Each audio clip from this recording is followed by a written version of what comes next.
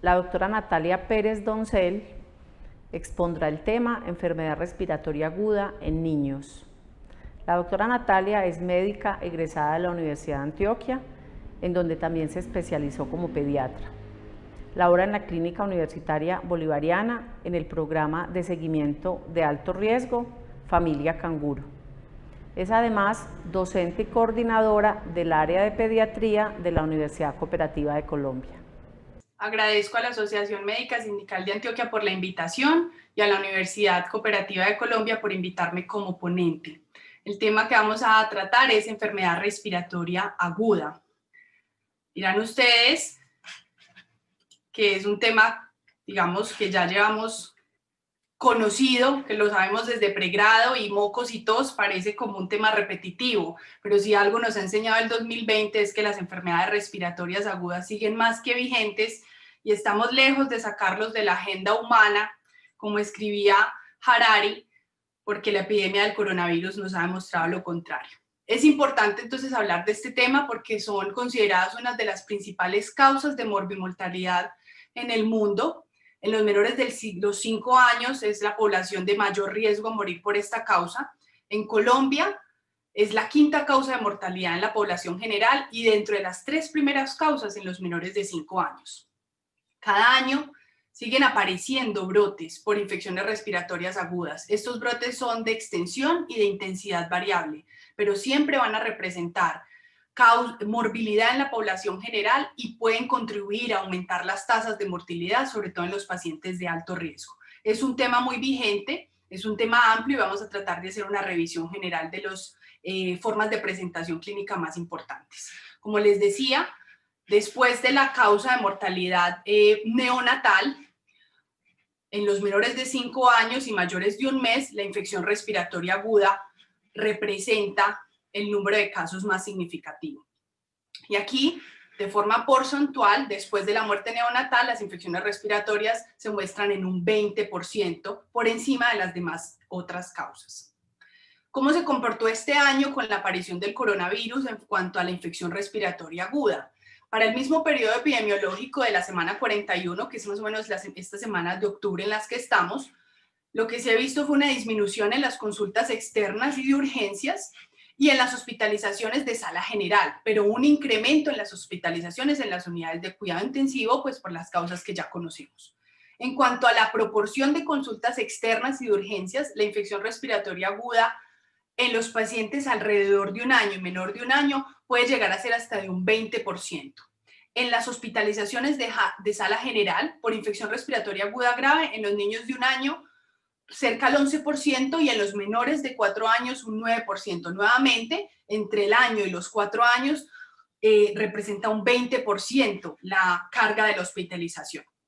En las últimas semanas se han notificado 7 muertes por infección respiratoria aguda, pero para este periodo epidemiológico menores de 5 años. Entonces, como podemos ver, sigue siendo una de las causas que contribuyen a las cifras de mortalidad también en nuestro país. Este fue el comportamiento, digamos, con la pandemia. Modificaron claramente los canales endémicos esperados. Este es como se comportó la enfermedad respiratoria aguda en las salas de hospitalización por debajo del umbral. Aquí iniciábamos el año, digamos, con el pico habitual, el primer pico respiratorio en las consultas externas y de urgencias, pero luego con el confinamiento, pues disminuyó significativamente y se ha mantenido por debajo del umbral estacional.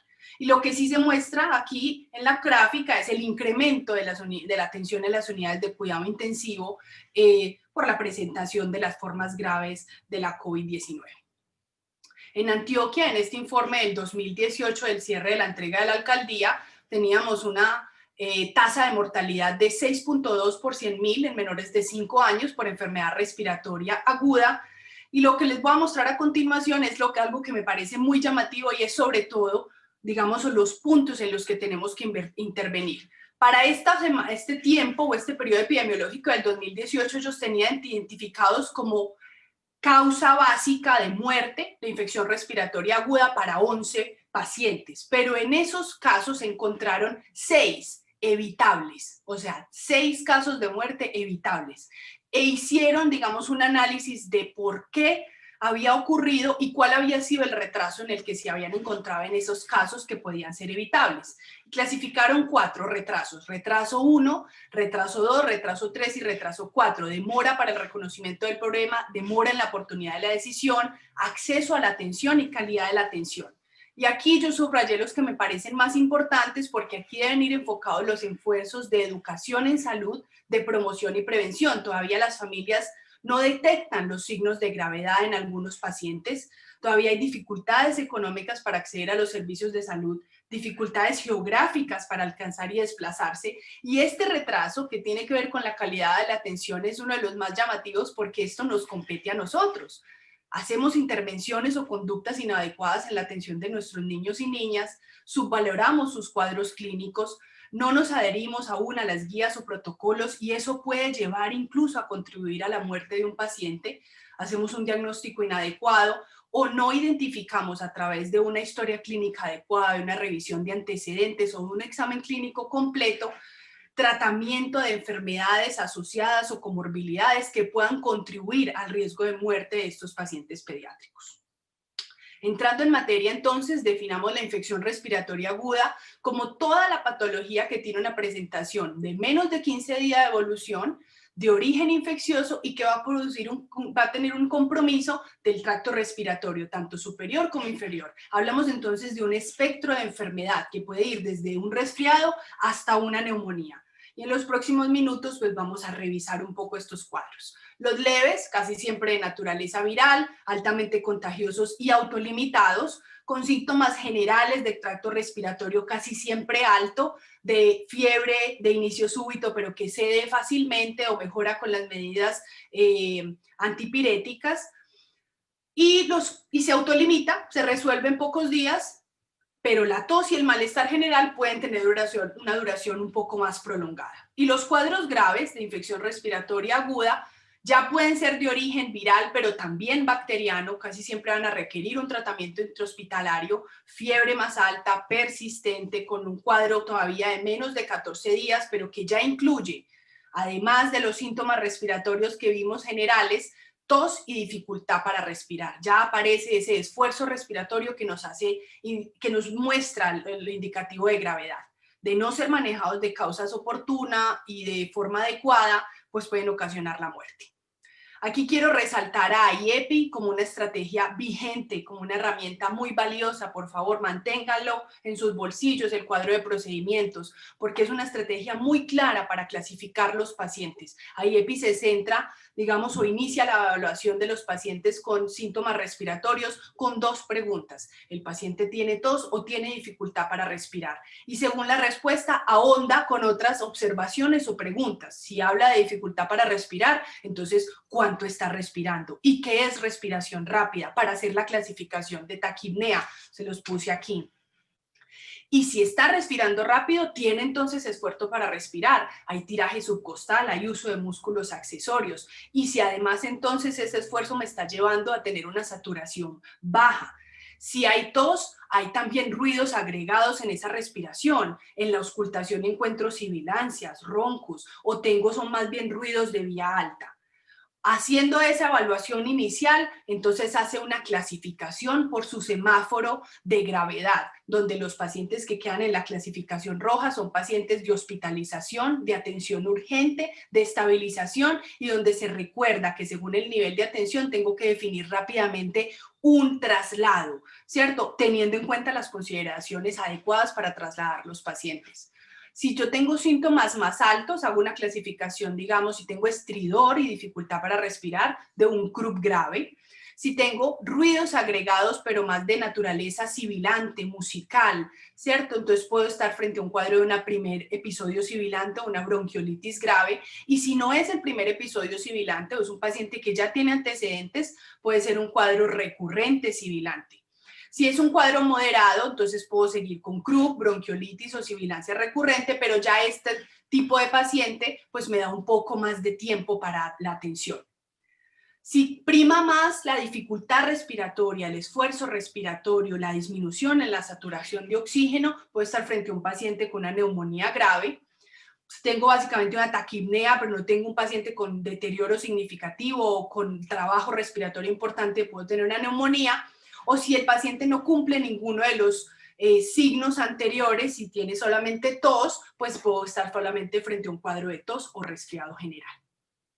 Aquí, para resumir los signos y síntomas más frecuentes de las enfermedades respiratorias agudas, y en el otro cuadro vemos los virus como una de las causas más comunes. Hay estudios que les atribuyen cerca del 75% de la etiología en la población pediátrica y otros hasta el 90%. Aquí los más comunes y principales, pero pueden ser más de 200. Y las bacterias, como ya ustedes lo saben, dependiendo del grupo etario, pues vamos a tener diferentes agentes. Recordar en los recién nacidos Listeria y Estreptococo betamolítico del grupo B y los gram negativos. Alrededor de los 4 meses empieza a aparecer el neumococo como uno de los agentes importantes.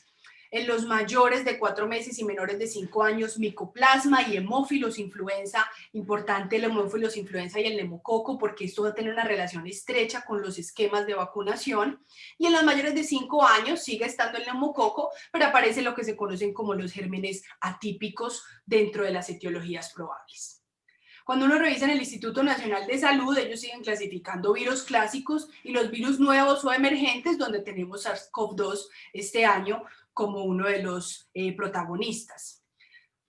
El año pasado, de los 21 virus que son sometidos a vigilancia epidemiológica, el virus respiratorio sincitial, como pueden ver en las barras azules oscuras, es el virus que predominantemente circula todo el año en nuestro país y es uno de los principales agentes etiológicos de las infecciones respiratorias agudas. Tenemos circulación por algunas semanas de tipo, digamos, más de tipo más alto en el porcentaje de positividad de los casos, influenza H1N1 y también influenza A el año pasado.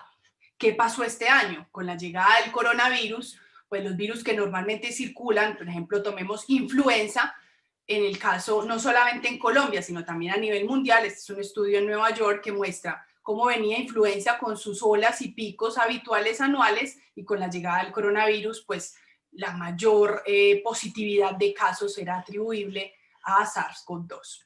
En Colombia, muy similar para ese mismo periodo epidemiológico, venía el virus respiratorio sincitial en su evolución habitual y aparecen pues la positividad de los casos y el número de muertes ocasionadas por coronavirus y no relacionadas con los virus habituales.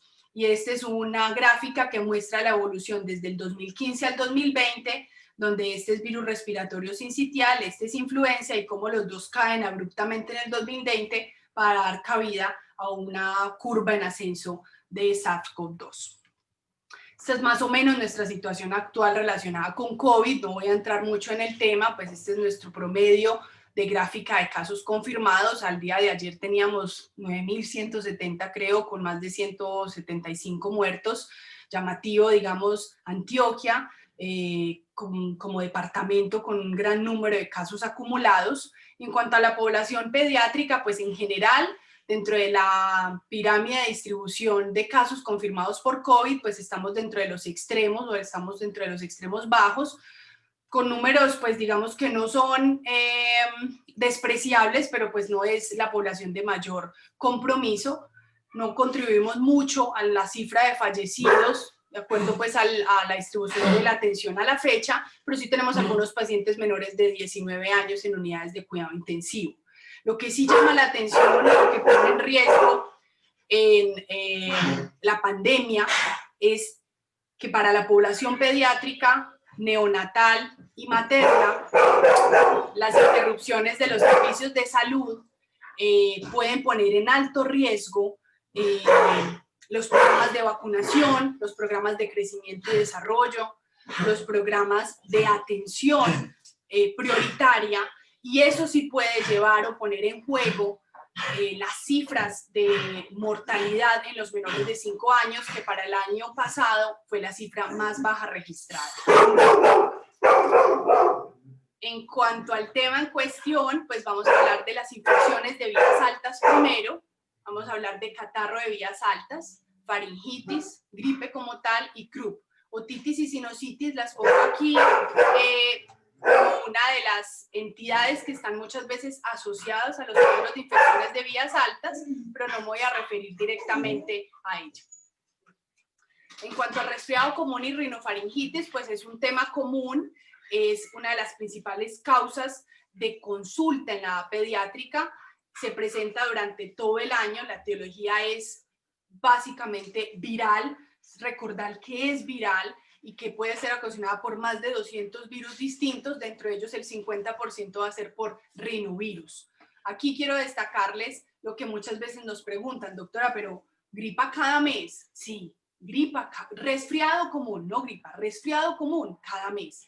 En un niño que no va a guardería puede tener hasta 10 episodios por año. Y en un niño que va a guardería casi que 1 por mes, incluso a veces hasta cada 15 días. Y eso no lo hace considerarlo a uno, si la patología sigue siendo un resfriado común, que sea un paciente inmunodeficiente. Va disminuyendo con la edad y los adultos tenemos pues 3, 4 episodios por año. La sintomatología ustedes la conocen, son síntomas sobre todo de vía respiratoria alta, puede tener tos, puede tener también fiebre. La duración de los síntomas en general está descrito alrededor de 7 a 10 días, pero en un estudio del 2013 del British Medical Journal hicieron una revisión de todas estas guías y concluyeron que puede llegar a durar hasta 15 días la sintomatología y hasta 25 días la tos, en el 90% de los pacientes que consultan por resfriado común.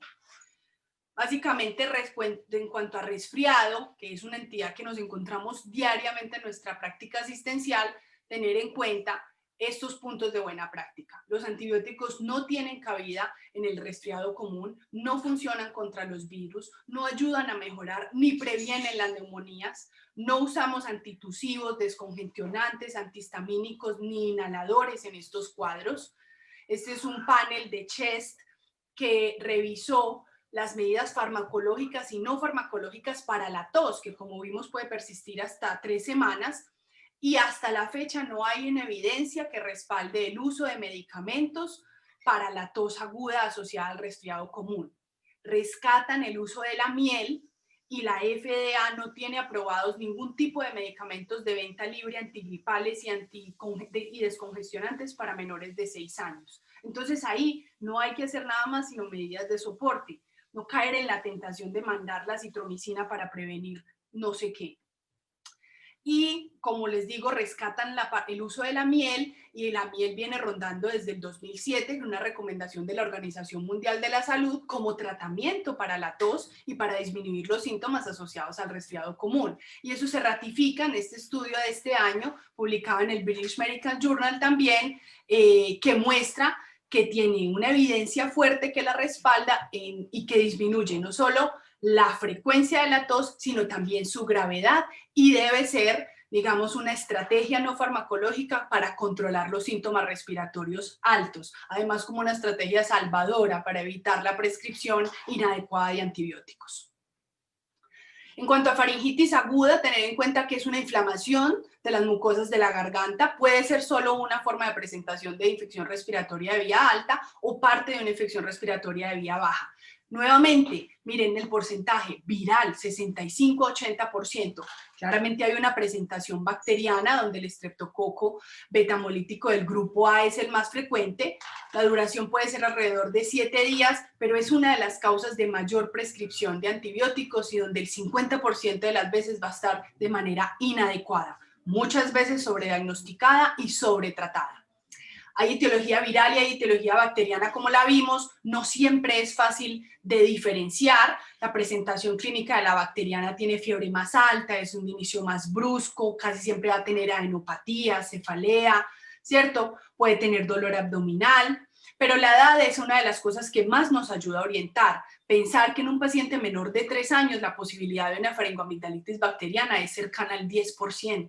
Entonces yo veo muchos pacientes pediátricos, incluso menores de 1 año, tratados con penicilina para una faringoamigdalitis, que es muy poco probable que sea de etiología bacteriana.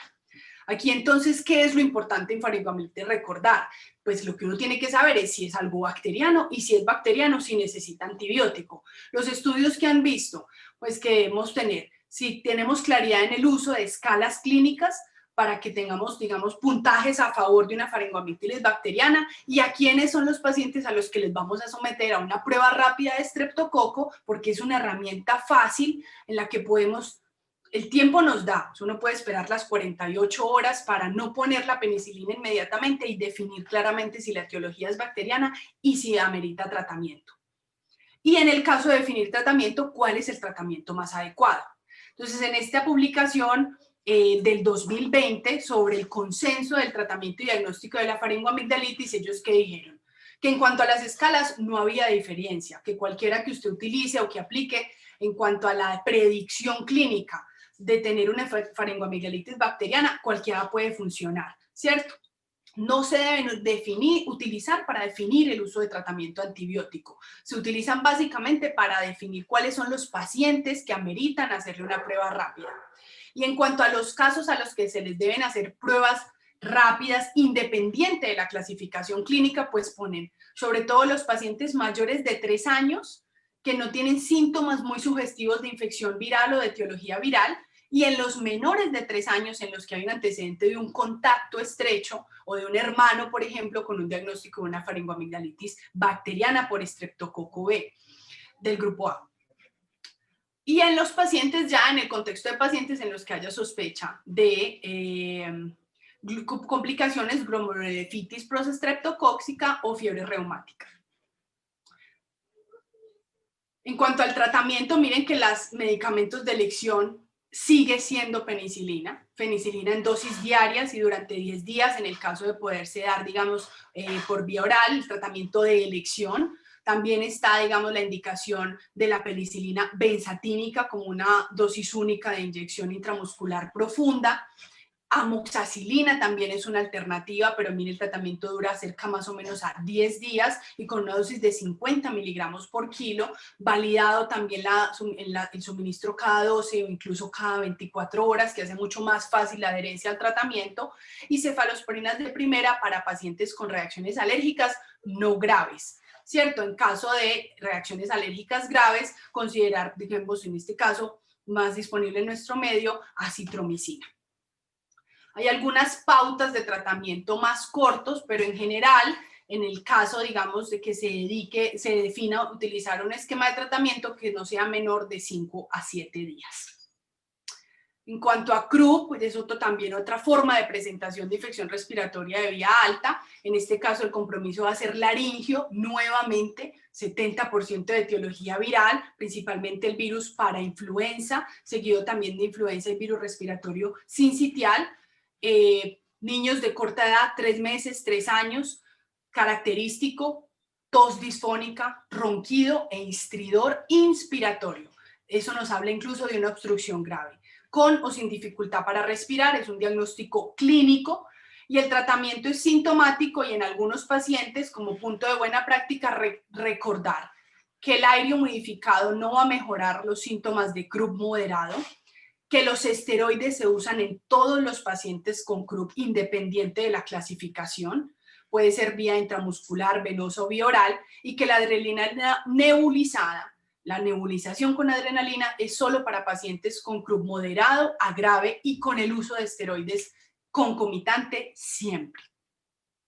Gripe no es lo mismo que resfriado común. Acá estamos hablando de gripe por virus influenza, principalmente A y B. Hay formas de presentación leves y autolimitadas, y hay formas de presentación graves o complicadas. Puede haber complicaciones bacterianas o virales. Cuando la forma de presentación es leve, puede haber fiebre, mialgias, malestar general. Es muy contagioso, pero puede ser autolimitado alrededor de una semana. En caso de que se necesite hacer un diagnóstico, pues se recomienda un diagnóstico clínico y serológico a través del panel, y definir, digamos, cuáles son los pacientes, sobre todo, que se benefician de tratamiento antiviral, ¿cierto? ¿Cuál es la población de alto riesgo para hacer cuadros complicados y en los que sí tendríamos que definir tratamiento específico? Se producen epidemias a nivel anual, puede afectar hasta una quinta parte de la población mundial. Los picos van a durar de 1 a 2 meses más o menos, y los pacientes más afectados son los niños en edad escolar y las poblaciones, digamos, en el extremo de la vida. El oseltamivir tiene una indicación como tratamiento, como lo decía, principalmente para niños con enfermedades cardíacas o respiratorias importantes, inmunosuprimidos, o cuando el cuadro es grave debido a virus influenza A. Y aquí recordar entonces el esquema de la vacunación contra influenza, que va dirigido básicamente a esta entidad, cambia más o menos cada año la cepa circulante y tiene una eficacia cercana al 80%. Para concluir, enfermedades de la vía respiratoria alta, digamos, suponen un motivo de consulta frecuente de la pediatría ambulatoria. En general son procesos leves, autolimitados, por lo que será muy importante en su manejo la educación, ¿cierto? Educación sanitaria, lo que hemos aprendido en todos estos meses o lo hemos recordado, lavado de manos, ¿cierto? Etiqueta, digamos, de la tos, el distanciamiento, el uso de medidas no farmacológicas y el uso racional de fármacos tanto antigripales, antihistamínicos, anticatarrales, descongestionantes y un uso muy cauteloso de antipiréticos en el caso de que se necesite y de antibióticos con una terapia muy dirigida en las situaciones en las que haya una comprobación de una etiología bacteriana. En las infecciones de vías bajas vamos a hablar principalmente de bronquiolitis y neumonía. Bronquiolitis es una enfermedad aguda viral, netamente viral, causada por el virus respiratorio sincitial principalmente. Afecta sobre todo a los pacientes menores de 12 meses, pero también se presenta en los menores de 2 años. Tiene síntomas respiratorios altos, pero luego hace un compromiso bronquial, ¿cierto? Que va incluido un esfuerzo respiratorio, las típicas sibilancias que lo acompañan. Es un paciente que se presenta con tos, con sibilancias, pero sobre todo con esfuerzo respiratorio cuando la bronquiolitis es grave. Hay una inflamación, una necrosis de tejido, hay un depósito de células inflamatorias, lo que hace que realmente las medidas farmacológicas empleadas no sean efectivas. No sirven los beta-2, no van a servir las dosis altas de esteroides, no nos van a servir el uso de antibióticos porque la etiología es viral. Los inmunomoduladores, como el uso de algunos antibióticos con este fin, no funcionan porque hay un daño celular directo, un daño citotóxico de la vía aérea, del epitelio de la vía aérea inferior. Entonces, básicamente lo que nos queda es el apoyo, la terapia de soporte, mantener la oxigenación, la hidratación adecuada y el tiempo. No se recomienda ningún paraclínico de rutina, ningún score está aceptado o validado para modificar incluso el pronóstico de los pacientes. El panel viral tiene una utilidad limitada, sobre todo, digamos, en estudios epidemiológicos, o sea que no es mandatorio hacerlo para el enfoque. La radiografía de tórax solo en pacientes que tengan una evolución tórpida, que ingresen a unidades de cuidado intensivo o que sea complicado. No hay una terapia curativa definida. No hay un tratamiento que acorte o que resuelva los síntomas de manera significativa y como les decía, las demás terapias empleadas carecen de evidencia. En las revisiones, en los últimos protocolos, cada vez se quitan más de las cosas que habitualmente usábamos. Tener en cuenta eso porque bronquiolitis también es una de las principales entidades en las que se sobretrata con antibióticos y diversos fármacos buscando acelerar ese proceso de daño del epitelio bronquial. Hablemos un poco de neumonía como una de las principales causas de mortalidad dentro de la enfermedad respiratoria aguda. De hecho, es la principal causa de mortalidad. Los casos de mortalidad son por neumonía. Neumonía adquirida en la comunidad es una infección aguda del parénquima pulmonar que se caracteriza por fiebre, tos, pero sobre todo por ese compromiso respiratorio, por trabajo respiratorio y que se puede ver imágenes, digamos, de ese compromiso del parénquima en la radiografía de tórax. Es la principal causa de muerte infantil en el mundo y alrededor del 15% de las disfunciones en menores de 5 años. OMS y IEPI nos recuerdan, tos y taquipnea es igual a neumonía. Tener presente eso, obviamente no todo paciente con taquipnea tiene neumonía, pero tener presente eso reduce hasta en un 40% la mortalidad específica por neumonía en los escenarios de escaso acceso al cuidado médico, porque de una, la clasificación se asume como un paciente con una enfermedad de gravedad.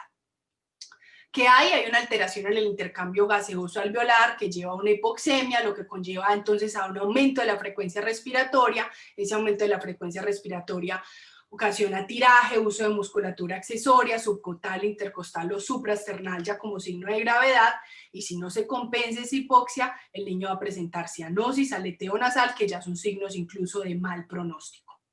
La causa más frecuente, nuevamente, 60% es de causa viral, un 30% puede ser de causa bacteriana, y dentro de las bacterias, neumococo es dominante. Ya vimos que dependiendo de la edad podría variar, pero nuevamente recuerden Un esto, minuto, doctora. 60%. Estos son los agentes etiológicos normalmente distribuidos por edad, que ustedes ya los conocen. Tener en cuenta que la clínica es básica y es fundamental para la clasificación de estos pacientes. Hay que tener en cuenta los antecedentes del paciente, su estado de vacunación, y con eso muchas veces nos podemos hacer un enfoque diagnóstico y definir un tratamiento empírico. No necesariamente necesitamos radiografía de tórax, no mejora los resultados clínicos ni cambia significativamente el tratamiento. No hay una indicación para pruebas de laboratorio específicas en un paciente con neumonía, y dependiendo de lo que usted tenga y obtenga en este, digamos, análisis inicial, usted lo puede clasificar como neumonía bacteriana típica, atípica o viral. Aquí mostramos un poco la diferencia entre estos tres tipos de presentación, ¿cierto? Donde la atípica es de niños un poco más grandes, ¿cierto? Bacterias que se presentan más en los mayores de 5 años, pacientes que se ven un poco mejor, un cuadro más insidioso, versus la neumonía bacteriana, que puede estar entre los 3 a 5 años, es un paciente que puede tener un mayor compromiso respiratorio y un compromiso del estado general.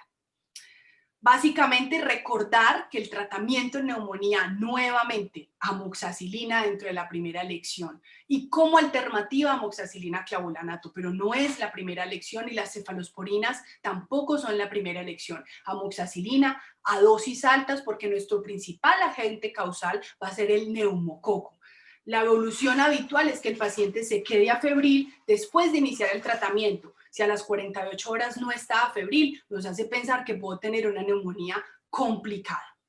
Esto es para recordarles que en las últimas guías, incluso de actualización, sigue apareciendo amoxicilina, tanto para el manejo del paciente fuera del hospital, ¿cierto? El manejo ambulatorio, como para el paciente hospitalizado, penicilina y amoxicilina como primera línea de tratamiento. No aparecen los macrólidos dentro de primera línea, salvo que sea un cuadro de infección bacteriana atípica. Pero en el resto de los pacientes tratemos de enfocarlos bien para darle continuidad al uso de la penicilina o la amoxicilina como los medicamentos de primera línea. Ya cuando yo tenga agente bacteriano específico identificado en el que la amoxicilina y la penicilina no sean la elección, pues entonces ya me guío, digamos, por un antibiograma para un medicamento más apropiado, pero una terapia dirigida.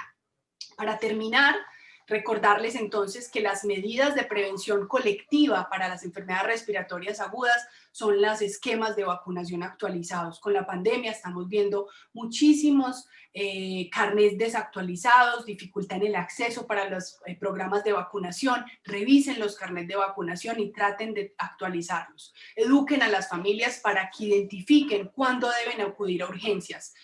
La demora en la atención y en la clasificación es una causa de mortalidad, y esas causas son evitables. AIEPI sigue siendo vigente. Racionalicemos el uso de tratamiento antibiótico, el uso de pruebas diagnósticas. No recomendemos el uso de tratamientos de venta libre, antitusivos, antihistamínicos, descongestionantes o expectorantes, sobre todo en pacientes menores de 6 años. Y la mejor estrategia para evitar la diseminación, como este año lo hemos recordado, es un lavado de manos frecuente, distanciamiento social, norma de etiqueta para la tos y el uso de tapabocas para evitar la diseminación y la aspersión de gotas y aerosoles. Hoy agradezco muchísimo por la atención. Sé que me prolongué un poquito en el tiempo, pero pues era un tema amplio. Gracias nuevamente por la invitación, y bueno, espero que haya sido la conferencia de su agrado y sobre todo de utilidad para su práctica médica.